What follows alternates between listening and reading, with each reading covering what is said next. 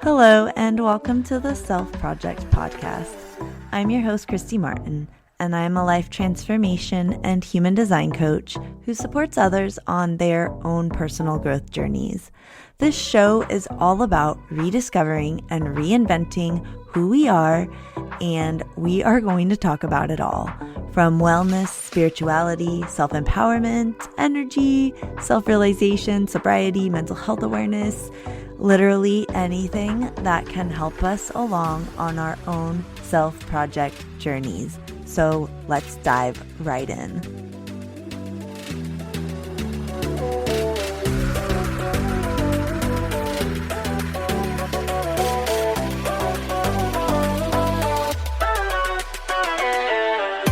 I want to welcome to the show today, Helen Hannah. And Helen is a transformation coach who helps overwhelmed women who drink too much to take back control without feeling deprived.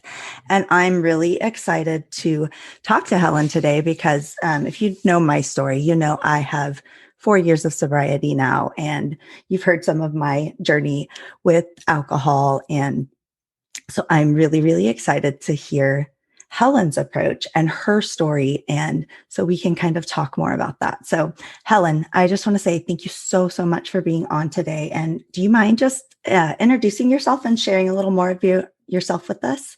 Not at all. First of all, thank you very much for having me. I'm really excited to be here. So, as you mentioned, my name's Helen, and I am a transformation coach, and I help overwhelmed women who drink too much to take back control without feeling deprived. And that for me is the key. It's not about completely giving up alcohol. It's about looking at that relationship that you've got with alcohol and making it work for you personally, because it's very unique to each individual. Very much so. I like that you mentioned that, because sometimes we think when we are struggling with alcohol that the answer is complete abstinence.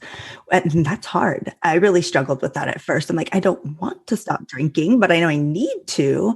So yes, I think there's a real, for me, my personal observations were you are an alcoholic or can be an alcoholic, which means that you are struggling with the withdrawal symptoms. It's affecting every area of your life. You're waking up in the morning needing a drink to feel normal.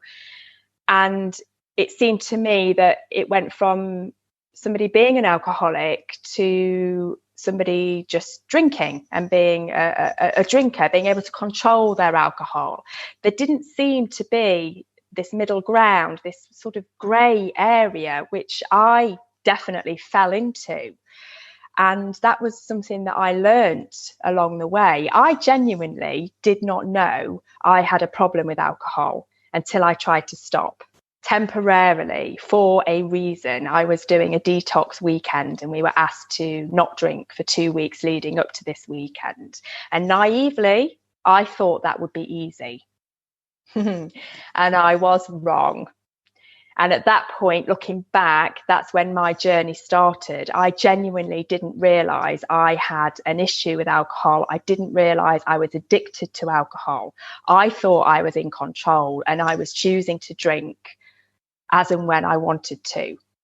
And I realized that wasn't the relationship that I had at all. what did your drinking look like before? Because, we sometimes say alcoholics doesn't necessarily mean you're drinking every day. So no, and for me it varied sort of, at the beginning stages of my life, late teens into my 20s, I would have considered myself to be a normal drinker, which was as much as I could whenever I could, that sort of party era. Absolutely. Stressful jobs going into my late 20s, corporate jobs that made me feel I needed a drink after work every day. And so I continued with that up until I was in my early 30s when I had children. I didn't drink when I was pregnant and I didn't drink when I was breastfeeding. But as soon as that era stopped, as soon as I stopped breastfeeding, I naturally went back to drinking. It never once occurred to me to continue not drinking. Normality resumed. That was my normal, to drink. And I would imagine it was round about when the children, I've got twins, so when I say children, they were the same age. When they were probably around about 3, I started to question how much I was drinking and be aware of the fact that it exceeded the weekly guidance for units per week. So at that point, I started to deprive myself during the week. So I'd be really, really strict Monday to Friday. And then as soon as the weekend came, it was a free for all. It was the weekend and I deserved it. So technically, really binge drinking over the weekends. And that relationship continued for about 10 years. So you said probably during that 2-week detox is when you really realized that you had a problem that you had to face. Yeah, and you know what's really interesting? I didn't realize that at the time. It's only now on reflection when I look back and I start to dig deeper and question it all that the penny dropped, that would have been the beginning of the thought process. But it took a long time. It took nearly 2 years after that weekend for me to register that looking forward to the future and potentially removing alcohol would be a huge benefit. Again, after the weekend, I remember to this day walking in the house on the Sunday evening after the 2 weeks of abstinence plus the 3 days of the weekend. And the very first thing that I did was open the fridge and celebrate with a bottle of wine. Normality resumed because it was my normal. That's what I did. I drank. Most definitely. So you started 2 years after that. So what was your process to start? Did you start depriving yourself again? Like, It was a couple of years after the weekend, and I had a really, really heavy festive season, Christmas, New Year. It was really intense, a lot of alcohol. There was a point in the middle of the holiday period that I actually thought, oh, this is a bit much, but I carried on drinking anyway. Came into the new year and thought, I'll take a break. I need a break. My body's ready for a break. And because I subconsciously remembered how amazing I felt after the yoga retreat, it inspired me then to take a break and give my body a rest so that I could then feel amazing again. So that was the thought process, really. And I then proceeded to do short stints, sort of 30 days off the alcohol. But I always went back to drinking, back to normality. Once that period of abstinence was over, that was the goal, to get to the end and then return to normal. I love that you share, like you said, because it's a whole journey. It's a whole process. You're not gonna, like you said, it took 2 more years after realizing that you felt amazing during that period.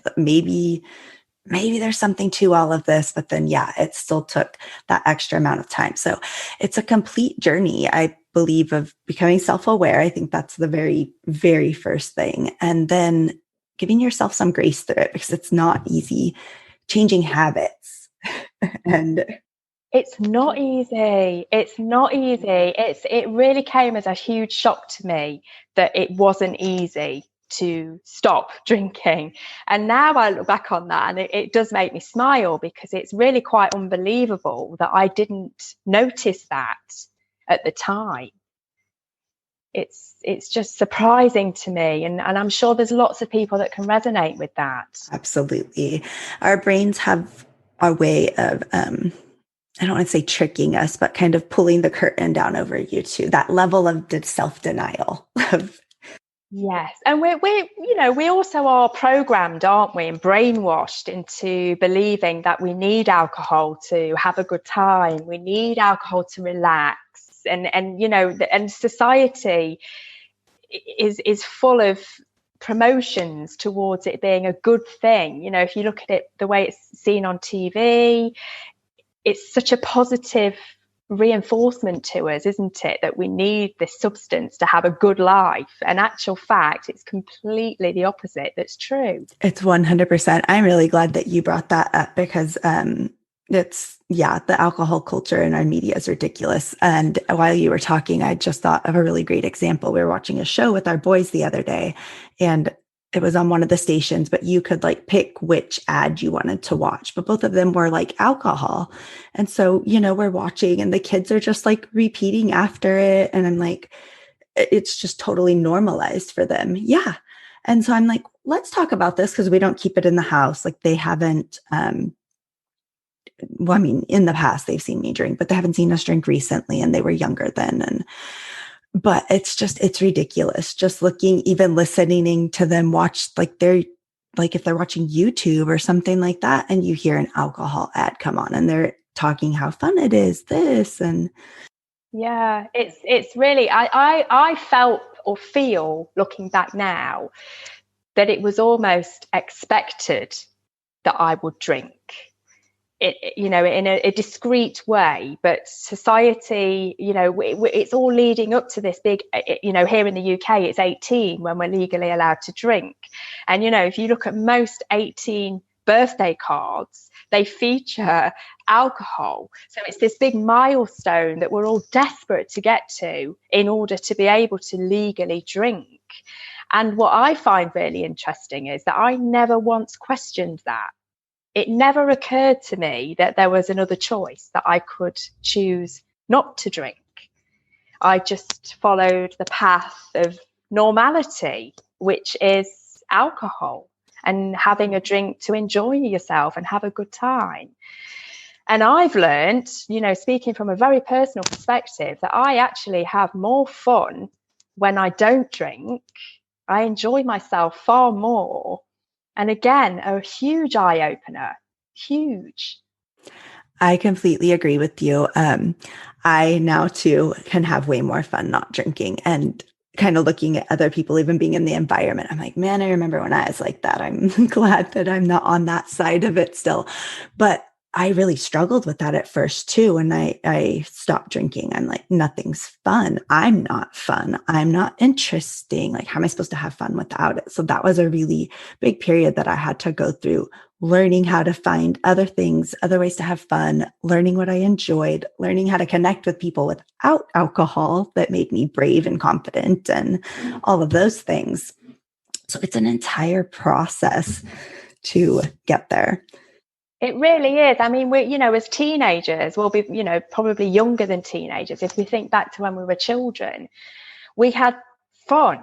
We got excited about birthday parties. We got excited about playing with our friends. We got excited about Christmas. And there wasn't an ounce of alcohol involved in that. It's pure, natural excitement. We all have that within us. What happens with alcohol is we start to use it as a way to enjoy ourselves, and we forget that's not needed. We don't need the alcohol to have fun. We associate it with joy. We associate alcohol going out to the pub with friends as a joyous thing. The reality is it's sitting with your friends chatting that's the joy of being out and about. It's not the alcohol. The alcohol actually takes the joy away. Yes. Towards the end of my drinking career, it wasn't even fun anymore. People, I wasn't having fun. People weren't having fun with me. Like it was. No, I learned that I actually wasn't a good drunk. I wasn't a happy drunk. This period of time that people tell me that, you have a couple and you get really happy and it's joyous. I actually did never experience that. For me, I was either perfectly fine, as we are talking now, or I'd literally just go from being fine to needing to go to bed. And that's not fun, and it's certainly not sociable. But it didn't click at any point until after I took back control, and then I reflected on the last few years and realized that I wasn't being fun at all. I feel like I can resonate so much with that yeah, it becomes not fun. Like it started fun, whatever, but yeah. And then it just grips you in, and that becomes all, for my case, that was all you could think about. You wake up in the morning feeling terrible. I'm like, oh, let's have another drink. That'll fix it. Hair of the dog. Hair of the dog. And it's, it's not just the alcohol, is it? It's like you say, waking up in the early hours of the morning, which happened to me on a regular basis. And you've got the fear, the guilt, the remorse, the regret. Did I say anything to offend anybody? Did I do anything embarrassing? And as my children, who are now 14, they were at that time, not quite 10. It was, we're going back a few years. And I had the realization that memory loss was becoming a regular occurrence for me. They would talk to me about something that we discussed the day before, and I would pretend that I knew what they were talking about, with the realization that I couldn't remember. It was embarrassing. I was truly embarrassed. And that started to happen on a regular basis. And that for me was a real warning sign that things needed to change. So I would love to hear then, what process did you take yourself through? And is this the same process that you use with your clients, if you want to just... Yeah, it actually is. For me, going back to the alcoholic and then the regular social drinker and this gap in the middle, that sort of, I felt quite lost and quite scared. I knew that I wanted to change. I wanted to change my relationship with alcohol. I had learned that I preferred myself and my life without alcohol. But stopping was not that easy. It wasn't that simple as just saying, right, that's it, I'm not drinking anymore. So I felt very lost and quite scared. I didn't know what to do, who to speak to. So I did some research and found out about coaching, which is something I, at this point, knew nothing about. So I looked more and more into it and found myself a coach and worked through a 90-day program with a coach. And that just completely changed my life. So with that inspiration and now being in a position to choose not to drink, that is how I feel. I don't feel deprived. It's a choice that I make. And I took the plunge and became a coach so that I can use my experience, my knowledge, my expertise now to take other people through a program and obviously help them with the same issues that I experienced. I love that. Are your programs 90 days as well that you take people through? It is a 90-day program, yes. So do you mind, if it's not too personal, kind of sharing with us what your relationship looks like with alcohol now? Like, do you still drink occasionally? I don't. And that's a choice. And it still makes me smile, as you can probably see, because it wasn't something that I set out to do. I genuinely didn't sit there and say, right, I am going to stop drinking. I'm taking it out of my life completely. What I wanted to do was exactly what I've achieved, which is for it to become a choice. I choose not to drink. I actually now don't like the smell of it. I don't like the taste of it. There's nothing appealing to me about alcohol anymore. I actually do have alcohol in the house. My husband still drinks. And I recently, we did some renovations in the house. And prior to my journey, we had a wine cooler and a wine rack put into this beautiful new kitchen. So it does have bottles in it. And for me, that's something that I'm really proud of, because I don't ever feel tempted. I genuinely don't ever get tempted. If I have a brief moment, and they are incredibly brief, it just doesn't outweigh the benefits that I get from not drinking. So for me, I am very comfortable in the fact that I do have alcohol in the house, and it is a choice. I do not want to drink. I love that you say that. So like I said, we don't keep alcohol in the house either, but as you were talking, I was thinking we used to help plan galas for this nonprofit we were a part of. And yeah, the last one, we had cases and cases of alcohol in there for, this big party. And I was just like, I don't even want to look at it. Like, it just made me almost sick to my stomach to look at all of it. I'm like, it's crazy. We in the supermarkets over here at this time of year, they generally offer I think it's 6 bottles, 25% discount. And I was smiling to myself the other day because I do remember, years ago, I would have probably bought at least 24 bottles, and that's probably minimum. That's only 4 crates of 6. There was probably at times more than that with the 25% stacked in the garage, ready for the festive period. And it just, it makes me shiver. It makes me think, oh, no, I just can't ever imagine. But that was my normality. 100%. I'm glad you said something about the grocery store, because again, that triggered a thought for me that like the local grocery store that we shop in is just full of alcohol. Like that's like half the aisle through the checkout, because they have us like all lined up through there now to go through because of COVID, but it goes right through the alcohol. So yeah, my kids will be right there by the bottles, reading the labels, like, oh, what's whiskey? What's this? And I'm just like, it's just everywhere, isn't it? That it's society. We are programmed to believe that it's what we need to have a good time and enjoy ourselves. And for me, it was quite the opposite. absolutely. I'm going to take this another little kind of personal route too. So tell me if it's too much, but so how old are your children now? 14? They're 14. Yes. So did you find that have you had conversations with them about alcohol and like what you went through and alcohol now? Yes, only small conversations. We've not gone into a huge amount of detail. I think as life progresses and they get older, I'm sure there's going to be discussions had about what they experienced. Because remember, for the first 10 years of their life, they grew up with mum being drunk at weekends. That was their normal, mum being laid on the sofa on a Saturday and a Sunday in recovery until I got the energy to get in the shower, have another drink and go out, and carry on and function as, it sounds awful when you say it out loud, but that was, the way it was. That was something that was just normal, and they've grown up with that, and they wouldn't have known any different. I still would consider myself, I was a good mom.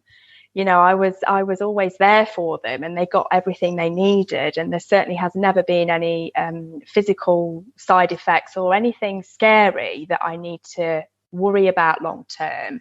But I am quite intrigued as to how the conversations will change as they get older and they start to remember things from their childhood. But what I am really proud of is that, I would love to have done this 15 years ago, before they were born or as they were born, but the reality of it didn't happen. But what I am genuinely very proud of is the fact that I managed to change my relationship with alcohol before they became teenagers, and now they have an awareness of both sides. I'm not naive enough to think that they won't experiment themselves, but they now know that there's a choice. It doesn't have to be expected. It's not necessary for you to drink. There is a choice, and I love that. I think that it's really powerful too. I'm kind of in the same boat as you. So I have 5 boys. My oldest, he's almost 15, and then my youngest is 8. So this would have been 4 years ago. So he was right around 10 or 11 when I quit, about the same time yours were. And so he, the same thing. We've had some conversations about it, not so much about like my story, but just alcohol in general. And like you said, I'm not so naive to know that they're not going to experiment with it. It's everywhere. I really think that at some point, everybody probably they've got to learn for themselves, haven't they? They've got to experience the negatives, and go through their own journey. Like we've said, it is a journey. It is. But I think it's powerful for our kids in this point that if they find themselves kind of in a similar boat or a similar struggle, they have kind of maybe watched us. Maybe they were little, but they've watched us go from, this over here to the drinking and the out of control to this over here. They've watched us go through it. And I would hope that one day if they're struggling, that would encourage them to, hey, mom's been through this. Let me reach out to her. Yes. So they've got that awareness, haven't they? That there is another choice. And I didn't feel like that when I was their age. To me, it was just, I was always going to drink. I didn't even think that anything else was an option. And, you know, I didn't grow up with parents that drank heavily. They drank, but they didn't drink heavily. So it's interesting how it's just society, as we spoke earlier, you know, it's everywhere, isn't it? And that's what we believe, you know, we need alcohol to have a good time. And it's funny because almost if you're in an alcohol situation, you're somewhere where people are drinking, it's almost you get more comments and more questions when you don't have a drink.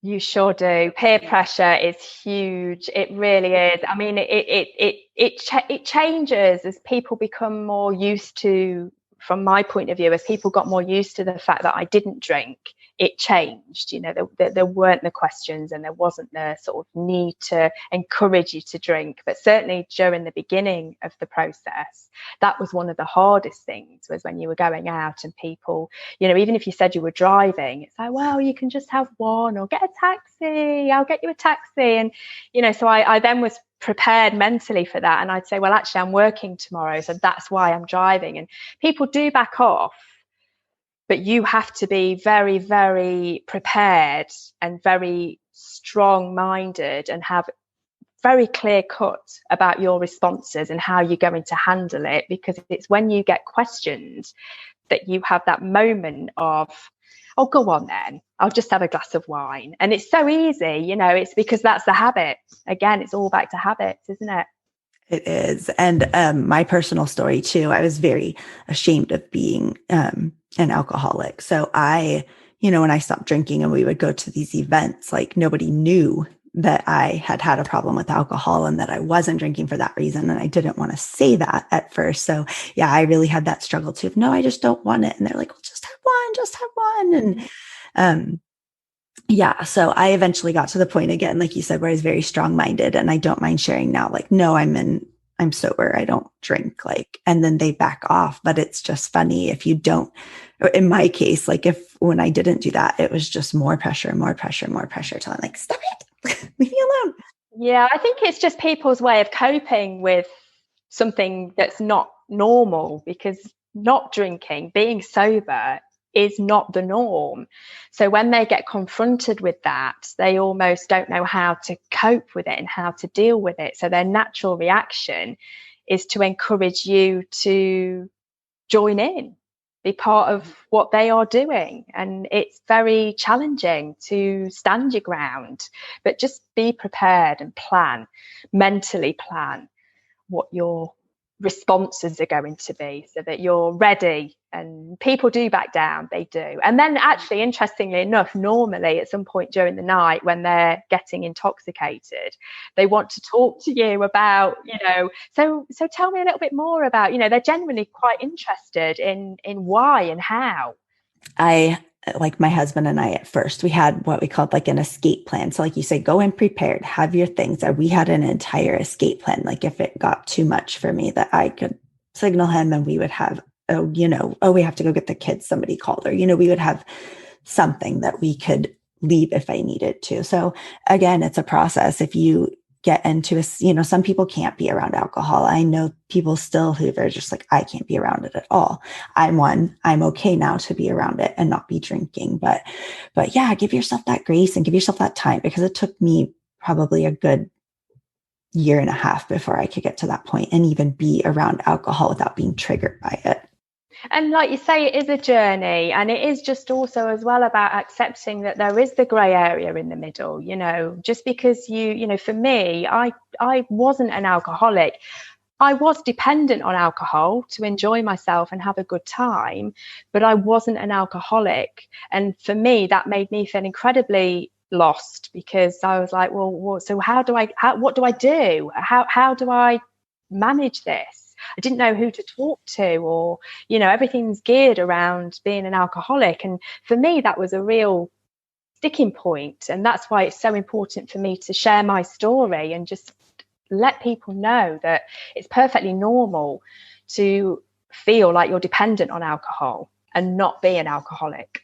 Mm-hmm. Thank you. I think that that's important that you brought that up too, because like you said, you just have that stigma of like, it's alcoholic. If you have a problem with alcohol, you're just automatically. Yeah. And, for us here in the UK, to go to the GP about alcohol, it then of course remains on your records forever.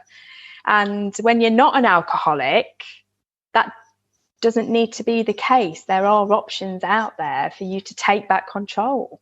With that being said, Helen, you told us about your 90-day program. Do you have other ways that you're working with people too, or?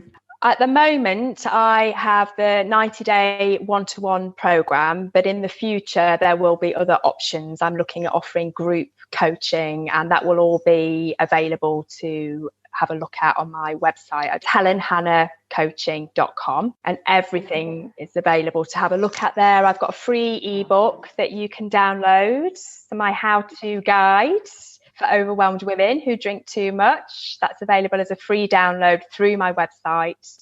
And you can also book, I offer free consultations as well for people. That just gives people an idea about coaching, because like for me, I didn't know what coaching was. I didn't know what coaching was about. So the free consultation is designed for people to be able to get a grasp of coaching and whether it might be the right next step for them. And they can book that, also available through my website. So if you're feeling like you're really resonating with our interview today, all links are going to be in show notes. So go down there, check that out, and definitely consider booking that call with Hannah and getting yourself some help. So also with that, do you have any social media accounts that we can find you on either? I do, yes. I'm also on Facebook. And my name's really easy to remember because it's two girls' names, Helen Hannah. So Helen is the first name and Hannah is the last name, which is Hannah. So did you have anything that you wanted to add that we didn't touch on, or? I think we've covered just about everything, Christy. The only thing that I always like to mention is that, you know, it's really important to remember that it's not about deprivation. It's about replacement. And it can be really scary to feel that something so huge in your life, you know, it's a scary thought that we're going to lose it. It is a little bit like a grieving process, you know, that we go through. I'm sure you can relate to that. But, you know, one of the things that I've learned is that it's not about deprivation. It's about replacement.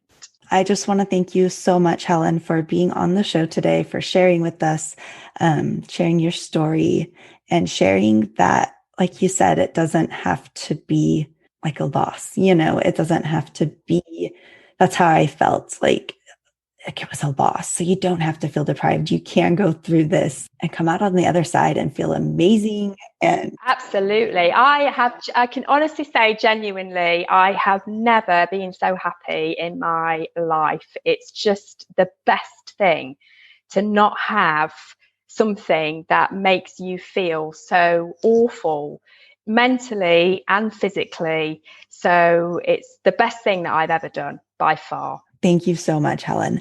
Like I said, make sure you guys go check Helen out. And then I also want to throw into, just depending on maybe what level of drinking, how long you've been drinking, how much you drink. If you are deciding to maybe cut back or go cold turkey altogether, do remember that there are withdrawal symptoms. You will possibly go through a detox again, depending on your individual situation. So I always like to point out to be really self-aware of that, because that's one of the alcohol is like one of the most deadly, I think it is the most deadly thing that you can withdraw from, you know, versus all other like street drugs and everything else. Like withdrawal can actually kill you. So make sure if you're at that level of severity that you also have the guidance of a doctor or a medical professional helping you as well.